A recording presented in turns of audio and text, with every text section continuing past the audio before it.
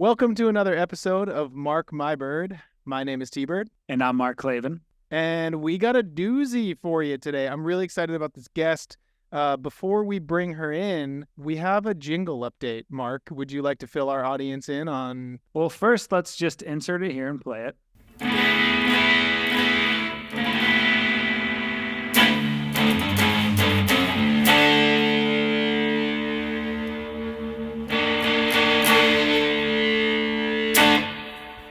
Dude, it's dope. I like it. It's cool. I personally asked my cousin to make it a little more Seinfeldy.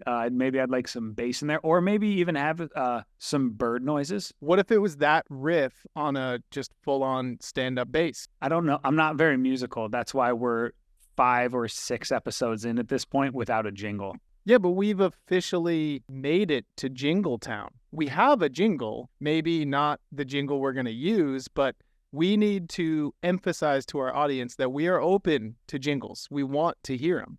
And it does make us, that's an official sign of a podcast just graduating to the next level, a jingle. Yeah, 100%. So we've got our GED and we're working our way toward a PhD. But Mark, I would be remiss if I didn't bring up what I just saw on your screen.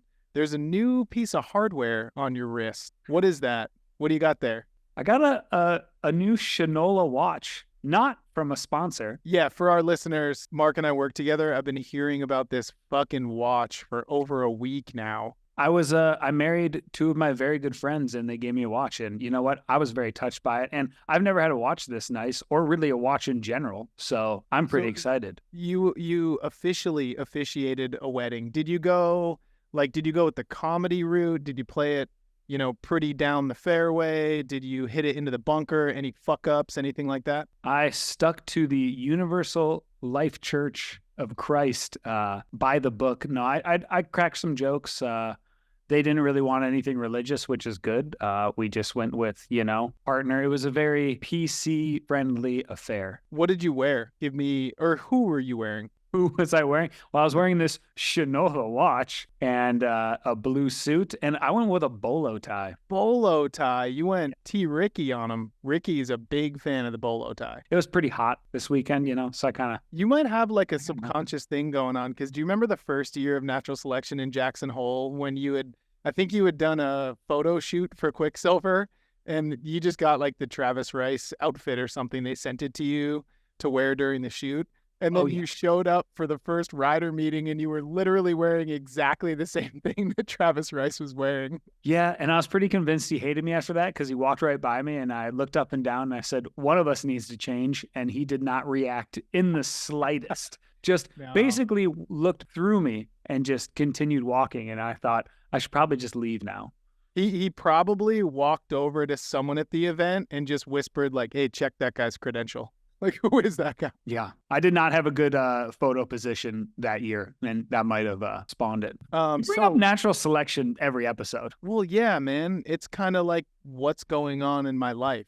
It's what else is going on in your life? You always ask me. Yeah. Last week I went out to Mount Bachelor in Bend, Oregon for Red Bull landing gear. It was my first event where I've ever been like, quote unquote, competition director, which was a new role for me. So I wasn't there to shoot photos or really create content. I was there just to make sure all the riders showed up and, did what was asked of them. And it was actually super fun. That contest has legs. I hope it continues. It was 9 teams of 2 riders, 3 days at Mount Bachelor. They had to film themselves and then edit a 90-second kind of highlight video part. And the winner got $10,000, and it was fucking dope. Since this episode is coming out 3 or 4 weeks, so that's pretty long in the rearview mirror. Do you have any predictions of big snowboarding news that's going to happen before this episode drops? I don't know, man. It's going to be like June by the time this episode drops. What's going on? I bet Mount Hood, High Cascade's going to kick off. I heard Shaun White has a signature session. I'm going to try to get in on that. Oh, yeah. I saw that he's also supposed to make some big announcement that's going to change the game. So I wonder right now, as we're listening to this back after it's published, I wonder if it's changed our lives. Do you think we're going to be millionaires in 4 weeks? Possibly. Maybe. What could be a game changer in snowboarding these days? What do you think it could be? Smaller boards, Micro boards? just really tiny snowboards. I like that. It would leave less of a carbon imprint. Maybe Shaun White solved global warming. Wouldn't that be something? Yeah, he sold like 3 of his houses, and How many years have to go by? Here's a question for you. How many years have to go by where when you're on a plane and someone says to you, "What do you do?" and you say, "I work in the snowboard industry." What year will it be where the first thing out of someone's mouth is not, "Do you know Shaun White?" Is that going to be like 2050 or is it going to be like 2038? well, if the world keeps heating up, I don't think we're going to be saying we work in the snowboard industry in like 7 years. So They'll be like, "What's snowboarding?" yeah, I don't remember that one. Be like, remember it was that hobby like frisbee, but you can still do frisbee. All right. I feel bad for our guest. She's listening to us just talk to each other. And quite frankly, she's listened to us talk to each other for years now and just talk shit back and forth. But she's one of my favorite people ever. Mark, why don't you take us in? One of my favorite people to travel with. She is, let me crash on her floor more times than I can count while we've been on the road. One of the very few female videographers out there. You might not know her name, but you definitely know her work. She's worked on a handful of movies for Snowboarder Magazine, projects with Red Bull. She's worked for the US team, as well as a ton of brands out there and some of the biggest name riders in the world. Expanding outside of snowboarding, she recently worked on The Real Housewives of Salt Lake. I think that's the title. I think that's also probably the most boring city in the entire universe to film a Real Housewives episode in. She is currently working on a women's documentary in snowboarding that we can all enjoy whenever she finishes it. She's been working on it for a while, so hopefully soon. Welcome to the show, Mia Lambson. There she is. Hey, Mia. Thank you for having me. How's it going? Going great. I was loving listening to you guys banter. Honestly, it took me back. It felt like home back in our snowboarder days. Do you have any bets on what Shaun White's game-changing announcement would be, and that might affect all of our careers? Oh, God. Cloud seeding, weather manipulation. There you go. That could be it. Cloud seeding. I was gonna say maybe like a 30-foot half pipe. Oh, yeah. I mean, with how big people are going these days, that might be the next step.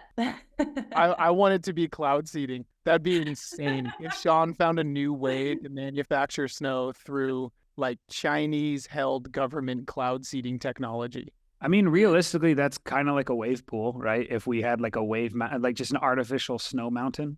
Oh, I guess those are snow domes. Yeah, but imagine if it could be like deep pow and cool terrain in a snow dome. Shaun White's whiteout dome. No. Do you think Shaun's listening to this right now being like, fuck, it's definitely none of that. Maybe it's not game changing. I don't know. We'll have to look up. Shaun's listening to this. No, wow. No, he's not. He's not. Let's just be honest. He's definitely not.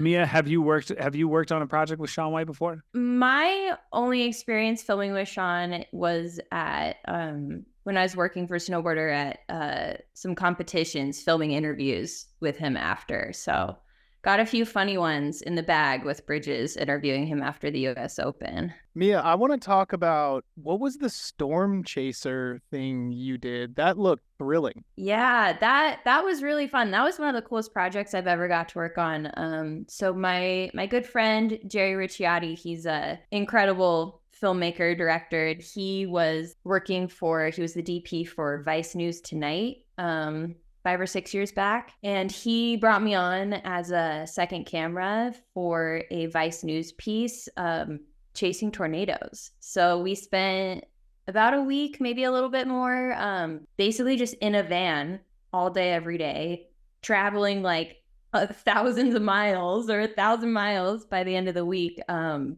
Following around these storm chasers and people who pay exorbitant amounts of money to go chase tornadoes. It was really interesting. So are you like embedded in those like apocalyptic vehicles with all the weather stuff, or are you just in like a rental van following them? No, we're in it. We're in it. So our crew did. I remember our crew had. I think we were in the van with the what are they called? Like the weather people. Like they were driving and had all this crazy equipment and like computers and stuff in the van. So they were tracking the storms and figuring out where we were going to go. And then there was, I think, 1 or 2 other vans that were caravanning with us that had the actual tornado tourists who came from all over the world, paid tons of money to just go watch tornadoes and get scary close to them. What's more tense, being in like that situation, seeing like just being in one of those vans, or being in a van with a crew that just spent all day at a spot and did not get a clip? Honestly, the latter for sure. Because I mean, even if you're like scared a little because there's a tornado, everybody's there because they want to see the tornado. Like they're bummed if they don't see the tornado. So they're hyped. You're like a little scared, a little hyped. It's good vibes. But is it like a heliboarding trip? Like, do they give you a really gourmet lunch inside these apocalyptic vehicles? No, absolutely not. You're staying at Motel 6, getting lunch as fast as possible at the gas stations on the road, just flying down the highway, trying to chase these storms before they peter out. So wild that people pay money to see that. Yeah, lots of money. I mean, I get it now. I thought it was crazy whenever I first heard of it, but after being able to go on that trip, I get it. Like, it's really cool. Your adrenaline spikes. And a lot of these people, there was a lot of people that came over from like the UK and in areas that they would never have a chance to actually see a storm like that in real life. So was there ever, did you ever have like a holy shit, we're going to die, we're too close, this is crazy moment? There was one. The other van, actually, it was maybe like a half mile away from us, and they actually flipped, I think. Not like fully, but got tipped over. And they're really crazy about the safety on these tours. You know, their insurance rates are like unbelievable, I'm sure. But you know, they won't even start the car unless everyone has their seatbelt on, because I think that's a pretty common occurrence. Wait, but how much are the tickets? I don't know exactly. I think it was like probably somewhere between $5,000 and $10,000 for a week on the road, and that doesn't include you getting out there or anything. Shit, I was gonna say, I thought you were gonna say like 500, $5,000 and $10,000. That's crazy. Oh yeah, thousands of dollars, and it is not a gourmet experience. But you know, I think they're so expensive just because the insurance that these companies have to have is pretty insane. I'd still be pissed if there wasn't a nice lunch. That's ridiculous. No, it's like gas station pickles and Taco Bell. It's like the full Des Moines, Iowa experience. Yeah. Do any of your friends still work at Vice? Because I know they've had a lot of shakeups over the. Don't think I know anyone at Vice anymore. I had a good crew of people I knew over there for a bit, but I think they've all kind of gone their separate ways. And then I want to get into kind of how you got into filming snowboarding and all that, but I've heard Real Housewives of Salt Lake. What is that experience like? Is that standing around all day filming them, running audio? What's that experience all like? So that I only did that for one season 2, and it was a blast. It was so different than anything I've ever filmed before, and I actually wasn't on camera, so I wasn't filming those. I started out as a PA and then kind of worked my way into an AC assistant camera position, but it's a lot of hurry up and wait. You know, we would drive around to all the different women's houses and you know, restaurants and things that they were doing, follow them around. So a lot of driving, a lot of hurrying up, you know, setting up a whole lights, everything, a whole shoot very quickly. And then you're just sitting and being as quiet as possible for hours sometimes while they just talk. And is it like true reality TV, not scripted at all? Do they have like, or are you like finding drama and following storylines as they develop? Yeah, a little bit of both.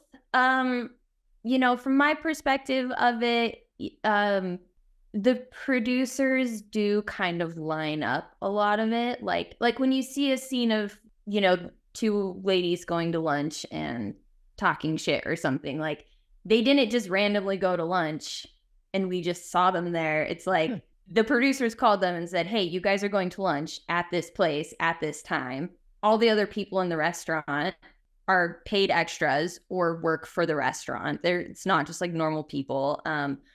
And I think a lot of the times the producers kind of nudge them into what they want them to talk about and the drama they want them to go down. But there was definitely a lot of moments that even the producers were surprised that the ladies would whip out some crazy shit nobody was expecting. So That's dope. Clavin, pretty much every city on every continent has had a Real Housewives. Are you offended they haven't come to Cleveland yet? We had the Drew Carey show. We had Hot in Cleveland.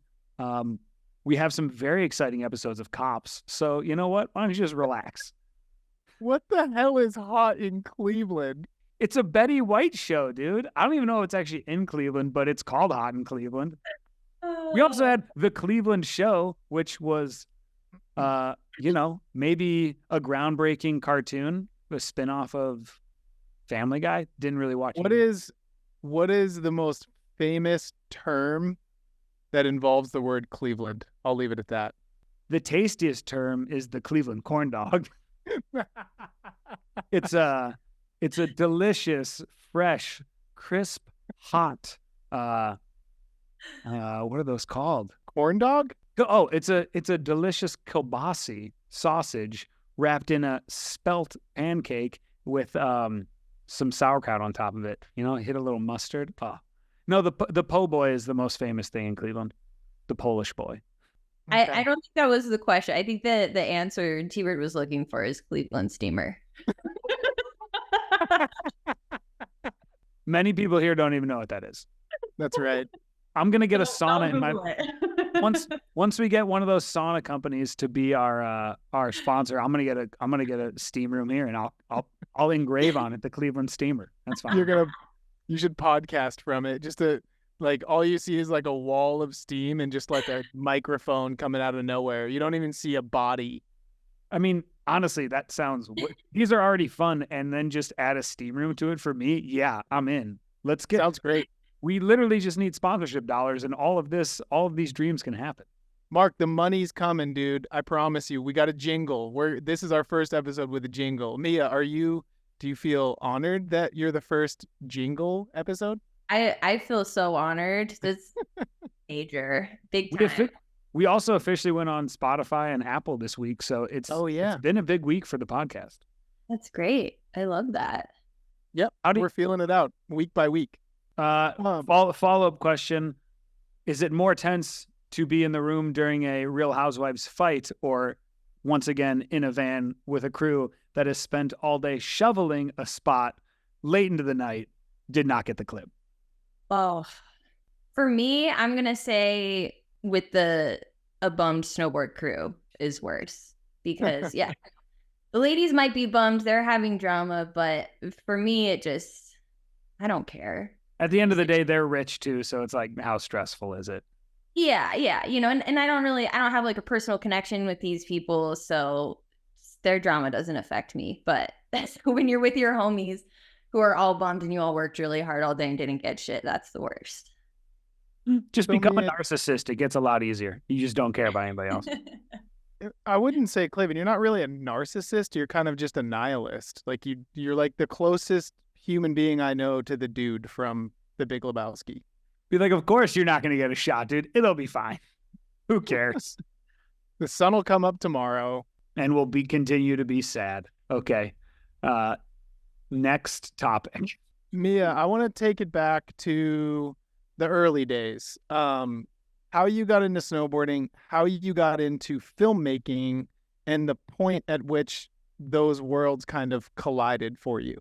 Yeah. So getting into snowboarding is interesting. So I was born and raised in Texas until I was like 8, I think. And then my family moved to Southern Utah, and I had never really, being raised in Texas or anything, none of my family skied or snowboarded. Like, snowboarding was a very peripheral thing to me, and it didn't really exist, I think, until I was probably around 10 when the 2002 Salt Lake Olympics happened. And I think I remember seeing snowboarding there and making the connection of like, oh, like I live in a place with snow now. Like I knew there's this little resort called Bryan Head pretty close to us, and I knew that existed. I thought snowboarding looked really cool. And so I pretty much begged my mom to take me snowboarding. So for Christmas that year, she got me, they had this like program where you just like drop your kids off at the bus and they take you up, feed you lunch, teach you And so I did that for a couple weekends, I think, in 5th grade, and it was just on from there. It was like fully hooked. That sounds like a gift for your mom instead of you. She's like, cool, you want to just get out of my hair for a couple hours? There you go. 100%. Just leave for an entire weekend, basically. It is really funny because I used to do that too. It was like the after school snowboard and ski program where you'd bring your snowboard stuff to school, put it in a locker room, and then at the end of school, you would get on a bus, go to the mountain, get back at like 10 o'clock, and then your parents would pick you up. And as a, parent whose kid is just getting into snowboarding now, we're like hovering over them and making sure if they fall, they don't get too hurt and making sure the lesson's going well. My mom was just straight up, probably didn't even know where I was until 10 o'clock at night. It's so fucking weird. Which honestly, like, I loved that. I love that. And, none of my family like skis or snowboards or anything. So that wasn't really even an option for them to be there. But I don't think I would have gotten in as into it as I did if I didn't have the autonomy to explore it and learn to love it myself. 100%. And I also I think back on it and I think about like how passionate we were about it, and we were just kind of on our own, but it kept us out of so much other weird trouble shit that we could have gotten into, like the boredom trouble. 100%. Honestly, and growing up in like a really small town, I grew up in a town called Cedar City in southern Utah. And I mean, when I was there, I think the population was like maybe 30,000 and not really close to anything. There's just like not a lot to do. So, you're either kind of like cowboy, rancher, go to the rodeos on the weekends, or a jock, or you party. And that was pretty much the only option. Yeah. And I definitely opted for the partying option, but snowboarding was like this barrier that kept me from going fully off the deep end when I was a teenager, because I didn't want to be super hungover because I wanted to wake up and go snowboard, and it just took up a lot of time that if I didn't have something to do during that time, I think it could have gone south, Yeah, 100%. Because you're like, everyone at that age is young and stupid and doesn't know their ass from their elbow. Like, you're highly influential at that point in time. So I always look at snowboarding as kind of like the straight road that I followed when I could have taken some weird turns here and there. But I'm always super thankful for that. 100%. And I mean, it gave me a direction. I never really had a direction before. I was always the kid, like very ADHD. And as a kid, I would get super interested in something and then like a week later, forget about it. I really wanted to like learn how to play the flute. And then like a week later, it's like collecting dust in the closet and all of these things. And snowboarding was really the only thing that really stuck for me. And it gave me, I mean, even to this day, it gives me a direction of, doing things with a purpose. But yeah, so I got into it pretty young. And when I was like 14, I got my first job up at Bryan Head and at like the little coffee stand up there on nights and weekends. And that got me a free pass, and I could ride the employee bus up and down, so I didn't have to try and find rides. And pretty much from that moment on, I was there as much as possible. I was ditching school to go up there every weekend. And when the filming thing started to come into it, it's funny because growing up in Cedar City too and learning how to snowboard in kind of an isolated small town, and this is like early 2000s before the internet was, really that big of a thing. And I was only exposed to the things that the people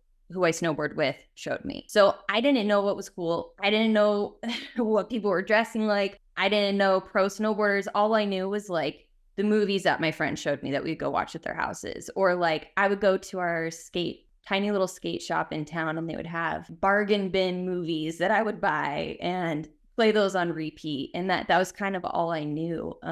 But I think I was around 16 or 17 when I kind of started to realize that pursuing snowboarding maybe wasn't a thing for me. Like, I loved it so much, and I would do it with reckless abandon and get hurt all the time. But I started to have some serious injuries, and also just realized that like maybe like my hand-eye coordination, my skill level wasn't there. So I remember thinking even at like 16, like how can I rig my life so I can just snowboard with my friends as much as possible? Like that's my only goal. And if trying to be a pro snowboarder isn't it, what else can I do? And at the same time, I was like so obsessed with snowboard movies. I would play them.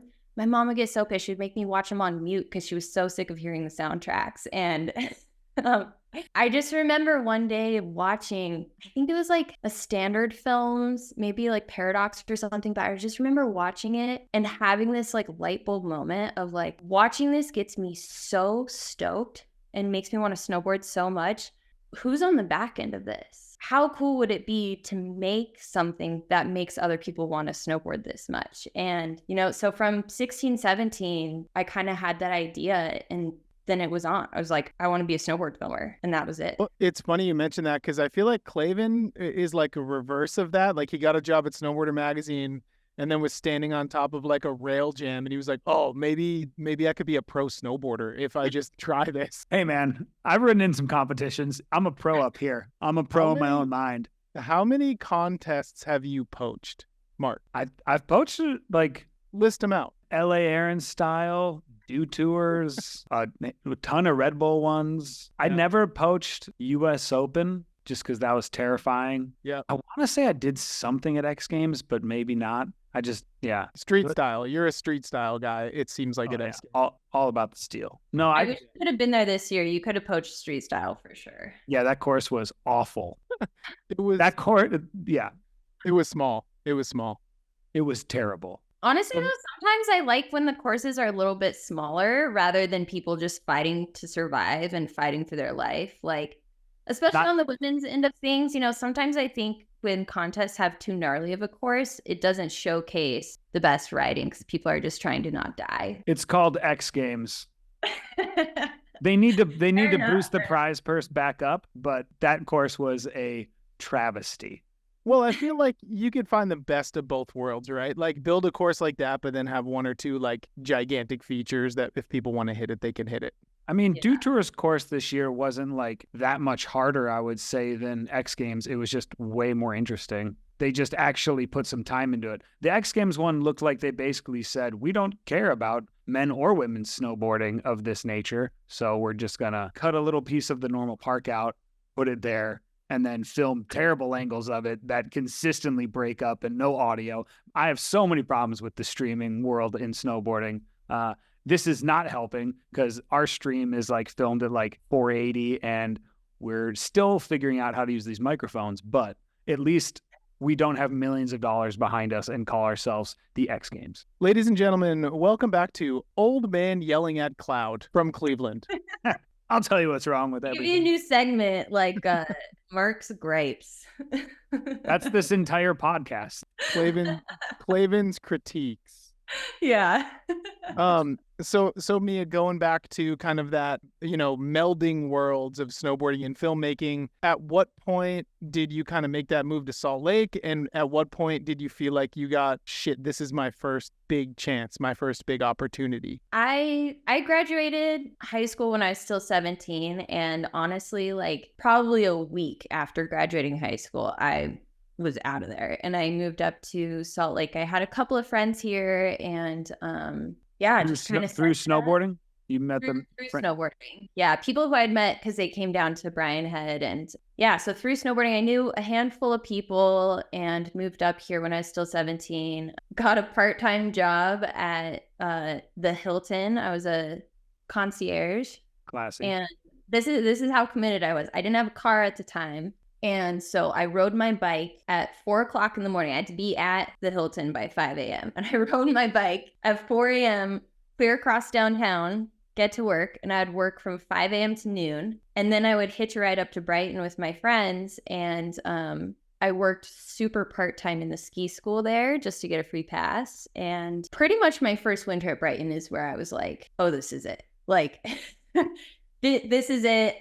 You know, again, like coming from a really small kind of isolated mountain, you never saw pro snowboarders. Like it was a big deal to see pro snowboarders. And so then going to Brighton and just like, I remember like my first day there was like JP and Jeremy in the line and Derek Dennison and like all these people. And I'm just like trying not to fan out, trying to play it cool, but definitely fanning out inside. And I'm like, this place is insane. Like this is it. And so I have to shout out to my parents. They did not understand what I was trying to do at all, but they were so supportive, and they had a little bit of cash squirreled away to help me with my first semester of college. And so I told them that maybe I didn't want to do the traditional college route and I wanted to pursue this filming. And so they used that money instead to buy me my first camera and computer. And I took that camera to Brighton and just started filming my friends, making friends with the locals. Like,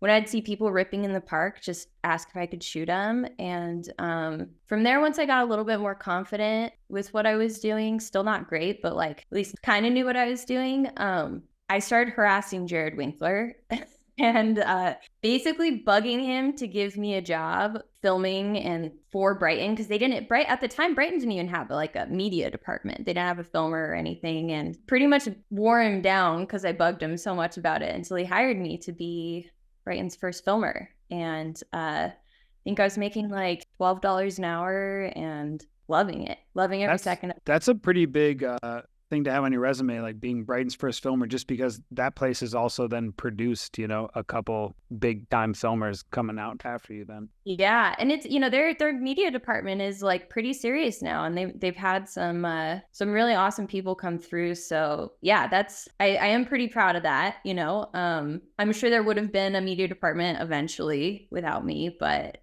I definitely put the fire under Jared's ass, I think, to get that started. And he just had some blind faith in me and saw the passion and just kind of gave me a long leash, just kind of let me do whatever I want. Like, really, my only restrictions of what I had to do was event coverage. And from then on, it's like I could make whatever I want. I could make series. I could do social stuff. I could do whatever. And it was really the perfect place to kind of really learn how to film, because there's so much talent available. Yep. And so much different terrain. Like, you can film in the park all day. You can go for a hike on Pioneer and shoot POW stuff, or you could film spring slushy park laps. Like, there's so much that you can do at that mountain. That's what always blew my mind about Brighton. And that was right around the same time that kind of Brighton took over like the mecca of the parks. Everyone, like, historically it was probably Bear for a really long time. Then it went to Colorado, Keystone, or North Star, whatever it was, Tahoe. And then Brighton kind of like took it for a few years. It feels like Bear is kind of now back to being the park spot, like, just because they actually have the most they have the legit running episodes with Sunday in the Park. Would you guys agree? Sorry. I mean, I don't know. For me, it's hard to say. Like, in my mind, Woodward is just absolutely nailing it. Woodward doesn't have, but does Woodward have a webisode series kind of coming out weekly? I don't think so. No. So as far as that, I do think Bear might be the only one that I know of that has like a consistent webisode thing happening. But yeah, it's so tough now, because like, what is media, right? It's like, if we're judging by Instagram, I think the mountain that does it best on powder days and big storms is Brighton. I think the mountain that does it best for continuous park clips is probably like a Woodward or a Bear. But it's also like, back in the day, kind of when Mia's first coming up, that was the only way people could consume this content, is by going to one of the websites for their weekly webisode series. Yeah. And now, where I feel like Brighton and Winkler and that crew have done such a good job, is they're like, hey, we're not going to spend a ton in marketing. We're going to utilize our talent and get them passes and get all the filmers and all the photographers. We're going to just give them passes, and then it's going to shut down the internet when it's good up here. And that's why Brighton is so big. Yeah. But like, well, Mammoth and Bachelor also probably. Mammoth's a little more. I forgot. Brighton does just do there's edits on everybody's Instagram on a powder day. Yeah. It's not overtly commercial in your face. It's just like coming from everyone, not from the resort. Mammoth definitely has like more polished stuff. And then Bachelor does a pretty good job, because they have Mason Lemry up there just doing psycho shit, and the Ferguson brothers and everybody kind of touting that. Yeah. And Baker as well. Baker also crushes on powder days. And that's more of like the Brighton side. I've never really thought about that. That's pretty interesting. And then Mia, was your first media job, was it with Snowboarder when we were there? Yeah. So I made the transition from Brighton. Well, so after a few years of doing the media for Brighton, I did the series, the Blank Was Here series, where I kind of filmed different crews riding at Brighton, and I collabed that with Snowboarder. And so I think that kind of got me, that as well as having been to a couple like Miss Super Parks and stuff, got me on Pat's radar. And then the season after that is whenever Pat brought me on retainer for Snowboarder. And that was really my first big one outside of Brighton. I did in between that, I worked very briefly for a couple months for the US slopestyle team. But yeah, Snowboarder was a better fit for sure. Were you also like kind of the first like on staff videographer for the US team too? Yeah, I was. So this was back when Bill Enos was the coach. Absolute legend, and he had the idea of bringing on a filmer to just make regular edits, like fun edits of the team. Kind of when this was happening, there I think was a little bit more of a split between the contest kids and not, and so he wanted me to come on and make these episodes kind of to just show the kids' personality, like show the world that these kids are sick beyond just contest jocks. You know, they're just as talented, if not more, than anybody else. And so I came on and made a few edits like that, and then he retired and their strategy kind of shifted. But yeah, he opened the door with getting media for them, and I think that was huge.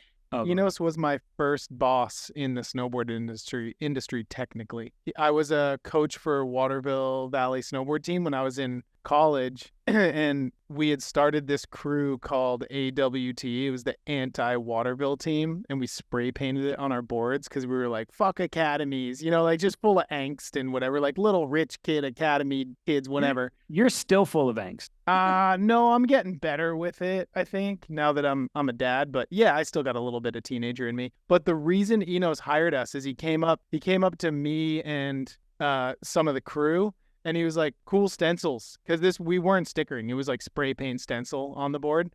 He's like, AWT, what does that mean? And we were like, anti-Waterville team. And he's like, do you guys want to coach for me? And we're like, yeah, sure. And then we worked for Enos for like 3 years. That he's amazing. He's a legend. He's so awesome. That's funny that you were trying to prove that all the U.S. kids were sick, because the last job I did with them in Beijing, everyone was just really trying to prove that they were not sick. Come on, Mark. COVID joke. Come on, Mark. I want to briefly talk about, I think it might be the first time, Mia, that you ever met Clavin, the infamous pond skim. Can you give us your account of the pond skim incident at Seven Springs? So that was not the first time I met Clavin. We were, I think, fast friends by then. Very fast. So fast. Yeah. I skimmed. Were you, Clavin, it was when you were interning, right? Or my memory is so fuzzy of those. Yeah, I think it was his first year fully on. It was the beta. Okay. No, I think because I came on before that. I don't know. I honestly don't remember when we met. I just remember like sleeping on your floor a lot. I just remember when we first met, I was just like, who the fuck is this guy? Like, I was not sold on you at first. You're just like some random like baseball jock who just like showed up, and like me, T-Bird, Yosh, Mary, Huggy, like we all had our thing going, and then we're just like, who is this guy? But yeah, then I think it honestly was like that night at Mammoth where you ate like 200 milligrams of weed that you won my heart. That was not. I'm like, this guy's sick. You guys had me put all my clothes on from a board bag that I had packed for a 3-week trip, and then sent me into a parking garage that also had a bear in at the time. I was not. Oh, that's right. Yeah, that's right. Yeah, everyone thought it was so hilarious. I'm like, I looked like a little marshmallow man. I could barely move because I had like 2 pairs of snow pants. To put on all your clothes at once, though. I think it was your idea, Mark. It was your idea. You guys don't even remember when we first met, so we don't know whose idea, who's what. I do remember someone saying, oh, there's a bear in the parking garage right now. And at that point, there was only one exit. So you guys just put me out like pretty close to the exit. And I was just kind of like, look, you guys had the bulletproof glass windows underneath the parking garage looking through. Everyone's taking turns like looking through. And I'm just like, I don't know what's going on in here. I feel like you had enough clothes on to withstand like a claw to the chest. Like we were literally wearing like 40 t-shirts. Yeah. That was a good time. Those were the best days, man. But yeah. Well, back to your original question about the pond skim. It was at some point. I know it was the beta year. We were at Seven Springs for a hip shoot for beta. And yeah, I don't know what got into Clavin, but came in faster than I've ever seen anybody do a bond skim, like straight line it from the very top of the hill, just 60 miles per hour, Mach 10. And honestly, I thought he was going to do it. I thought he was going to make it. The pond was pretty big, but I think he made it about halfway across and did the gnarliest back slap I've ever seen in my life. Like, I'm surprised he didn't get knocked out. Also, you were just in your underwear, Mark, if I recall correctly. Oh, yeah. And jury's out if I got knocked out or not. I don't know. What was the underwear decision all about? Like, why not wear clothes? I think because the first time I went and the clothes were so heavy from not making it across, I was like, well, I got to try again. The worst pond skim was after I went back up and I was like, I was seeing stars. And that's when I followed Gunnar and Brock to try to do it again. But they put me last because they were like, we do not want to be behind you. And they were kind of hitting up like ice. As I was traveling, I was behind him. I got pretty close. I was like, I'm keeping up with the pros. And then all of a sudden, I went wide to stop getting it in the face with ice. And I dropped about 3 feet because I ran over the hip takeoff that was cut out. So as fast as I could possibly go, I just dropped 3 feet. And the nose of the board was already broken from the pond skim. Yeah. So I just did like 6 somersaults, did not make it to the pond even close. And then when my partner Jacka came and picked me up that night, I hadn't seen her in 3 months at that time since I was on the road. Not only was I covered in blood and had like a sprained ankle, she had to take me away in a wheelchair. So that was super fun. We went to an art museum. We were going to spend a whole weekend like hanging out before I had to fly back to California. And she ended up pushing me around in an art museum because I wasn't allowed to bring crutches in because they were too loud. And then that's when I had the realization, art museums are not good for people in wheelchairs because the lights are high enough that they reflect off the paintings. So I didn't even see any paintings. I just saw reflections on every single wall in the Columbus Art Museum. Dude, you were an actual event legend. In your prime, Clavin, there was no one like you. No one. Why, hi. Speaking of that, Mia, what is your favorite karaoke song? Oh man. I'll give a little That's backstory. You guys had a wedding. You were not you two, but you married Trevor, a couple months ago. Hopefully that's still going well. It's going great. Cool. But you guys were the first people I've ever seen to have a karaoke at your wedding. So just picture a ton of snowboarders singing their hearts out instead of a band or anything at night. And it was phenomenal. Absolutely genius, by the way. Incredible. Oh, thanks. We had the karaoke idea, honestly, like 5 years before we actually got married. We were holding on to that one for a while. That might have also been the most drugs I've ever seen at a YMCA camp in my entire life. Probably. Yeah, karaoke. For a long time, my go-to karaoke song was Shoop by Salt and Pepper. But great choice. I feel like that one's kind of over it. Did it one too many times. So I'm honestly, I might be on the search for my next go-to karaoke song. I'm going 9 times out of 10. I'm gonna go Alanis Morissette, Ironic. Love it. Great song. I've seen that one done by you. It was great. And then I think this is like a subconscious tribute to JP Walker, but Montel Jordan, This Is How We Do It. Really, really fun song to sing. That's a good one. You don't see that one come out very often. I feel like it's one of those ones that I've listened to that song. I've watched that video part. It's ingrained in my DNA like so many times that I just know that I know every word to the song. I don't have to worry about like learning something new and trying to read it and match it up with the beat. It's just like showtime when it comes on.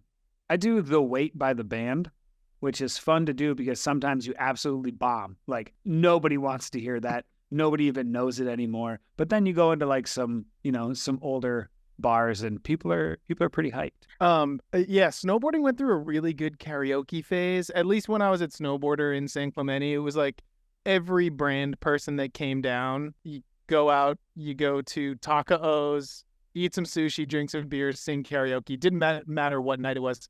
In both of your opinion, who is the best industry karaoke human being? We could probably say it at the same time. Yeah, Yosh, 100%. Yosh.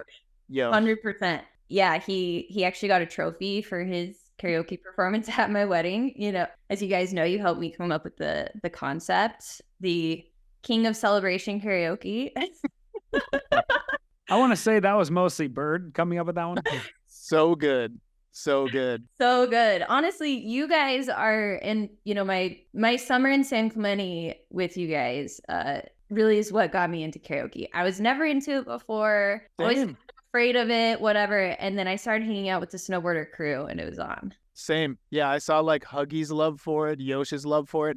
One name I'm going to throw out there, industry related, that is an actual legend at karaoke, Patrick McCarthy, 686. Yeah, that makes He sense. is so good. He's really good. I was forced to like karaoke my first summer in San Clemente because the whole Snowboarder crew would go there, and then I would go to the restroom, and when I come back, nobody would be there anymore. So then I would just be in an empty bar, and I would sing karaoke to the bartender, and we just really enjoyed each other as I waited for Ubers. Yeah. Mia, I want to get to the project you're currently working on, but as you look back at the library, like the breadth of your work and all the projects you've been a part of in snowboarding and out of snowboarding, what is the one you look back on with kind of the most pride or the most nostalgia? Oh, man, that's so hard to say. I got to give you a broad answer there because Yeah, any answer works.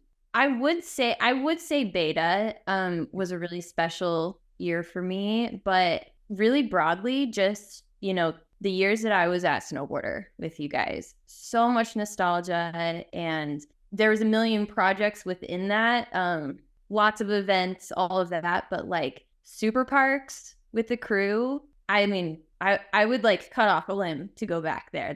Those were the absolute best. They were so good. I think my last super park was Mammoth, and I wish I could go back in time, knowing what I know now, and like just relive it again and just have a different type of enjoyment for it, because they were so, make no mistake, they were so fucking stressful. Like the amount of content we had to produce, we were up at 6 a.m. and we were going to sleep at 2 a.m. every single day. See, not even partying, like creating content. Yeah. Well, Mia, and a special shout out to Mia. She would be up till like 4 or 5 doing the daily video recaps because those things were hard to make. They had to be labeled and every rider had to be spelled correctly, because for some kids, that's like their first exposure in a video that, you know, is on Snowboarder's YouTube at the time. Like, and Mia would sit there, make sure every single name was right, make sure all the clips were proper, put them all together, come up with the music. Like, I remember plenty of nights where I was going to bed at 2:30 and you're still like eating gummies and trying, and you're like, I'm up till 4. And Mia, not to shower you with compliments, because you're probably like us and you probably don't like compliments too much, but you were just always so like bubbly and warm and not stressed and smiling and stoked. I remember after the first event I worked with you, we were like driving back, maybe it was a Mammoth Grand Prix or something, and I told Bridges, I'm like, we have to have that girl around more often. She's so fucking awesome. Oh, thanks. No, I mean, it was easy. It was, even though it was definitely stressful. And, you know, when I was working for Snowboarder, like, honestly, working for Bridges was like being forged in fire. Like, he had really, really big asks and really quick timelines. And I think if I had like been in the industry a lot before that and went into that, maybe I'd be a little jaded on it, but like I didn't know any better and I was just so stoked to be there. I'm like, oh yeah, you want like a daily recap at X Games every day put out that same night? Like, I just won't sleep. Cool. Like, sounds good. I'm just stoked to be here. And you were and you were filming it. It's not like you were just editing it when people got back. It's like, no, you spent all day outside in the cold. You're on hill filming all day, come back, logging footage and making the edit that night and doing it again the next day. But I'm so thankful for that, you know, because it expanded my view of what was possible for me to do. And then, you know, going to work for other people who might have a little bit more relaxed timelines or whatever, it's like, oh, this is easy. We're chilling. Totally.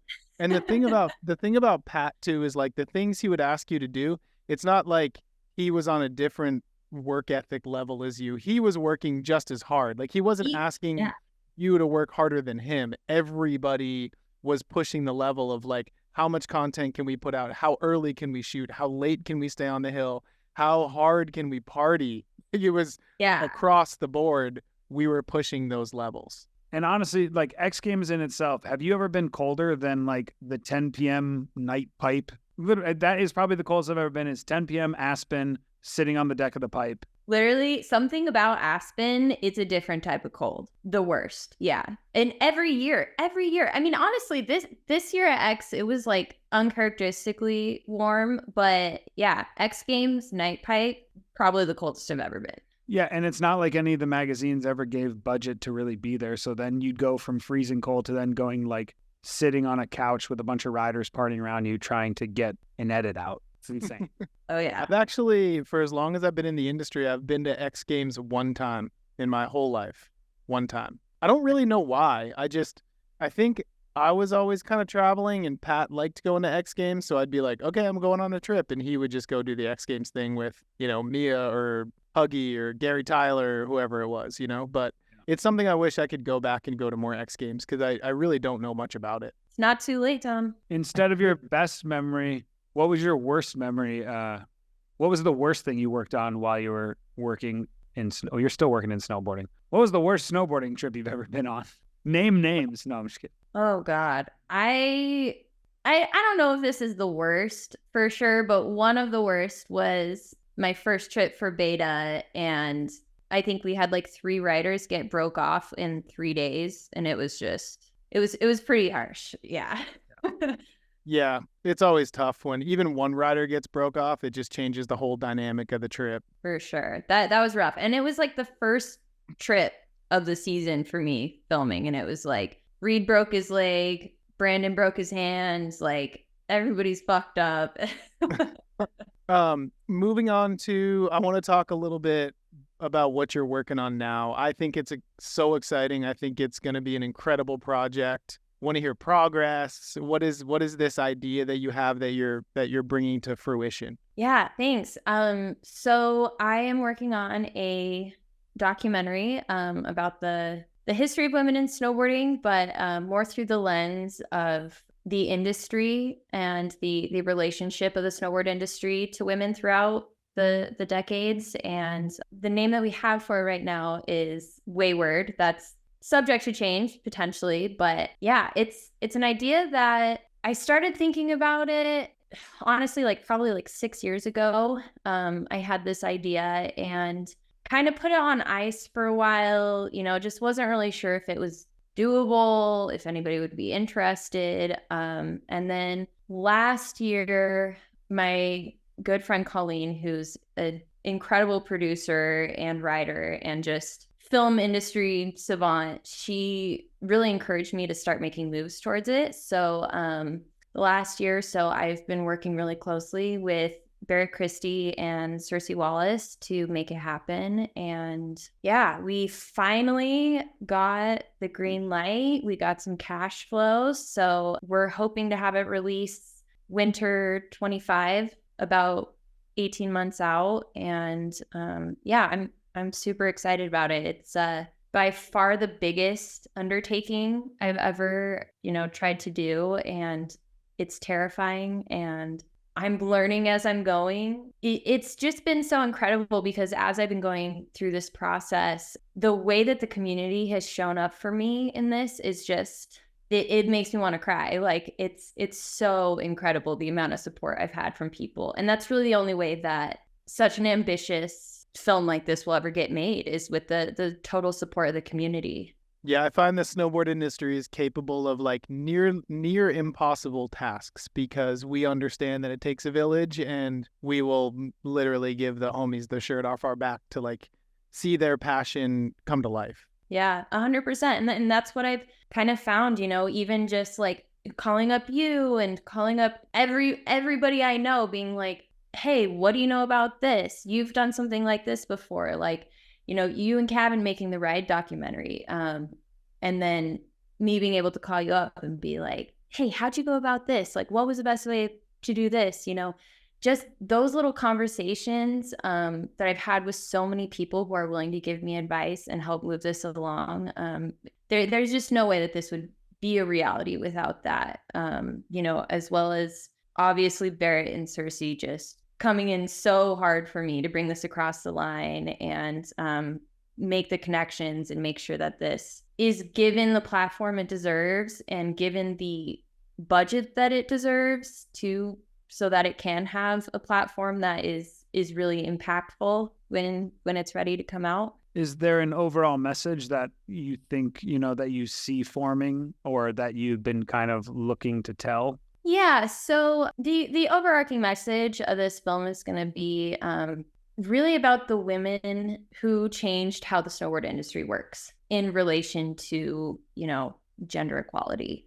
We see there's kind of this story arc within the industry of, in the beginning, there was a lot more equality between the genders. And then, you see in the late 90s, early 2000s, there's a big shift, and it took a long time and a lot of hard work from the women on the ground, the riders and the industry professionals, to bring financial and cultural support back to female snowboarders. And through their hard work, we're here today where women's snowboarding is, in my mind, and I think in a lot of people's minds, the most exciting thing to watch. The gap between the actual physical, how do I say this? The gap between the men's and women's riding itself has never been smaller, and it's been closing so rapidly. And, beyond that, there's just so much hype, so much excitement around women's sports right now. And that is a direct correlation to the work that was put on the ground by these women over the last few decades to make it happen. For sure. I mean, that 100%. Yeah, I think the other thing to look at too is less about, what that gap may be and more about the level of progression. And from my standpoint, I think women's snowboarding is progressing faster than, one, at any time in history, and two, faster than the men's level of progression at the moment. It's skyrocketing to new heights. And that's bringing more eyeballs and awareness to that side of our culture, which I think is highly important because it's a very male-dominated sport and a very male-dominated culture for now, is what I always say. And that's changing a lot, and I think, you see dudes get just as jazzed now about watching Mia and Zoe, and all these girls who are just pushing these boundaries in a big way. Even dudes are getting just as excited, if not more so, to watch them ride than the guys. And, I think there's this, people love an underdog story, for one. And, secondly, there's this element of surprise of we're all on the edge of our seats. What are they going to do next? Because the opportunities are endless right now for women. And, I think with the men's, it's getting to a point of there's almost this fatigue, I think, of oh, okay, yeah, we know everybody's going to do an 18 and, everybody's going to do this and that. And you kind of already know and can expect what to see from the men's riding. So, we're in this really, really unique point in time where this juxtaposition of men's and women's snowboarding has never really been like this. And it's super exciting. Cool. I can't wait to see the project. I want to commend you on it and help you in any way I can. It's going to be fucking epic. Thank you. Do you have some highlight interviews already that you're just over the moon stoked about? We're still getting into it. I haven't gotten too many interviews yet. I spoke with Jill and Des and Barrett and a few others, but Desiree has so much to say. And she really hits the nail on the head. Barrett as well. Barrett's just been in the game for so long, and she's seen it from the very beginning to now. She's still in the game and watching it closely. And so her perspective is really unique, and I'm really excited for people to hear what she has to say. What about on the the videographer side? There's not you've also come up through a time where there's not many other women videographers. I mean, how many Sammy? Yeah, how many are out there currently? It's hard to say. I personally know of about 3 other women who are trying to make a living filming snowboarding. Sammy DeLeo in Mammoth, she is mega talented. The world is her oyster. She's awesome. Michaela, who made Life is Plastic with Abby last year. That film was my first time with Michaela on my radar, and I am so excited to see what she makes next. Like, her creativity is just unbelievable. Yeah, and then, there's a few other girls local to Salt Lake who are getting into it. So yeah, it's really exciting to see other women starting to pick up the camera, because I felt like I was the only one for a long time. I'm sure I wasn't, but in my space and in my world, I was the only one for a while. Yeah, no, there's Leslie Hittemeyer was doing some producing on some stuff. I don't know if I'm pronouncing her name right, but she was like a photographer that turned into kind of more on the video side, it looked like, at least production wise. But yeah, pretty crazy. Yeah. And there's, there was women before me too. So June and Estee making Peep Show, that was a major inspiration for me when I was getting into filming, was seeing them do it. And then before them, there was probably going to butcher their last names, but Sky Rondinet and Tiffany Sabol, who did XX Productions, and they made like Hardly Angels and a few women's films in the late 90s, early 2000s. But you could probably count the amount of women who've made a living filming snowboarding on one hand. And just even making a living now filming snowboarding, man or woman, is a pretty tough go. Like we have all seen. Me and you were much younger than T-Bird, so we got in. Okay. We know the golden era was, a couple years before us, where photographers and videographers, some of those guys and girls, mostly guys, have like multiple houses. And now, do you want to speak to being a freelance videographer, like in today's age, and kind of, because I think a lot of people like hearing the background of the business side. It's a tough go. Yeah.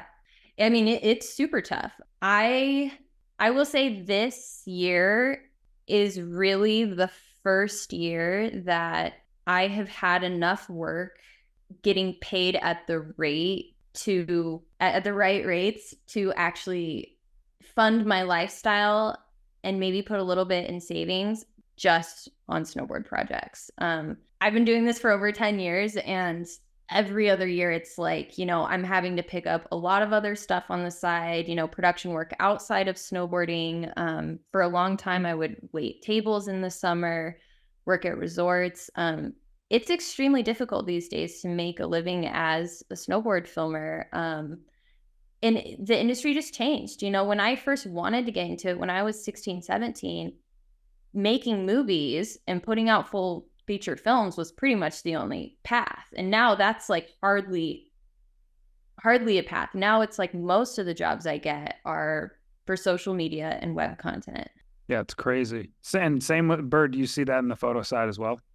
Yeah, 100%. Absolutely. And now that you don't have like the big mega mags in Snowboarder and Transworld or any of those magazines that can afford to have like a staff photographer, now they're just kind of outsourcing all of their photos. So you could, unless you have a brand job, it's hard to survive. You spend a whole winter shooting, that's going to cost you a lot of money.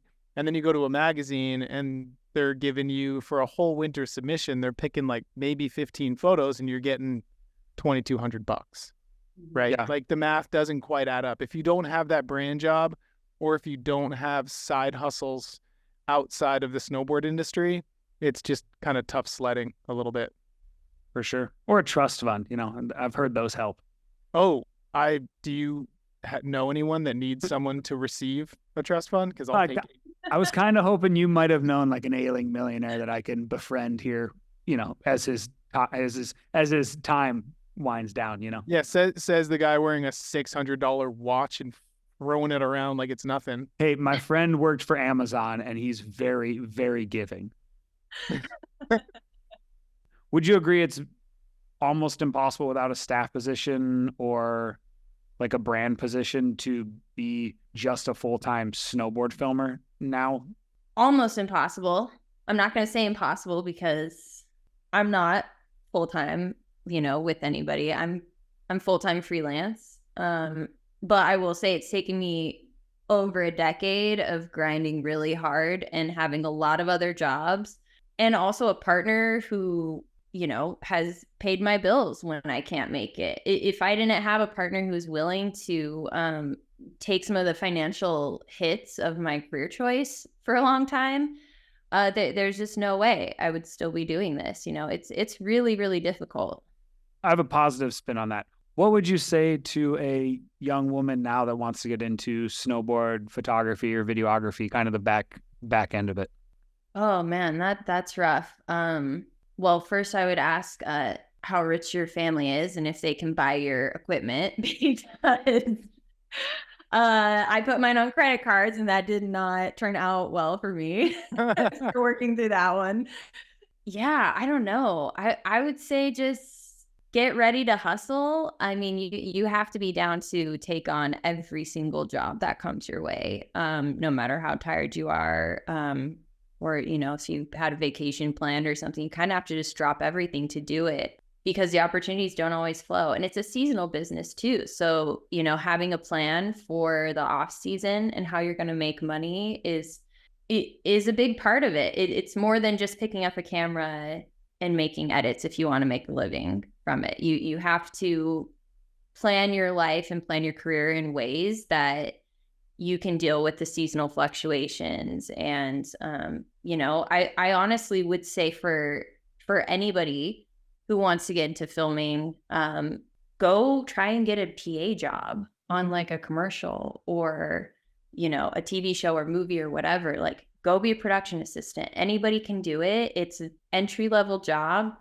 You're kind of a bitch, but you learn so much, and you learn all the things that you don't learn in snowboarding. Filming snowboarding, you might learn, how to work your camera, how to shoot at certain angles for certain tricks or whatever, learn how to edit. But if you can get into the production world outside of snowboarding, that will provide you income on the off season, and B, it's like going to college for film. I mean, you learn so much. It's a totally different language. When I first started paying, I didn't even know like half the shit people were saying to me. It was like totally different language. And just the connections that you make in jobs like that too. It can go anywhere. You can get into set design and props. You can go into the camera department. You can go into audio. You can go into producing. It just opens up a whole new world that will make you a better filmmaker, as well as allow you to financially have this job. That's yeah. Respect. Yeah, you've learned so much that when you come on your friend's podcast, you don't even use one of the microphones you have all over your house. You just talk in an open room into a laptop. Thank you for that. Really feel respectful. I don't have a fancy podcast, Mike. Any mic would have been better. Okay. $89 on Amazon. It's a Samsung. Also, on a serious note, there are grants out there that people can try. Mike Dawsey got a grant, and look where he is now. He's working for Sean White, who, is potentially changed all of our lives by the time this episode comes out. I got to know what it is. Maybe I'll text Dawsey. What is it? Well, Mia, thank you so much for coming on Mark My Bird. It was a pleasure. I miss seeing you. I used to live like 1.5 miles from you. I now live about 800 miles from you. But our little fam up here thinks about you, Trev, and Maz often. We talk about you all the time. We tell Louie about you, and I miss you. It was good to see you. Oh, same. It was so good to catch up, and you have to tell the fam hello for me. I freaking love you guys, and honestly, I miss why I'm so nostalgic for the snowboarder days is just I got to hang out with you guys and Mary and everybody, and good people. So it was really great to catch up, and thank you so much for having me. I'm honored that you would be interested in what I have to say. Of course. Miss you as well, and don't worry, I'll be crashing on your floor soon. Please do. Clavin, Mia Lambson, what a fucking gem. She's the best. Yeah, all time. One of the people I've traveled around the most with. Love her. I hate to say it. I think we're getting better at this, though. I think we're getting a little bit better every single episode. That's all you need. Please listen. If you didn't like this one, hey, the next one's going to be better. And the one after that's going to be even better than the next one. And you know what? We might have a more Seinfeld-y jingle. So, but we're doing the jingle, right? We're going to put it in the beginning, right? Oh, yeah. Jingle. Yeah. Jingle's going. Jingle's going. Weather next looks nice in Cleveland. What do you got on tap for the rest of the day? I'm going to mow my lawn. Nice.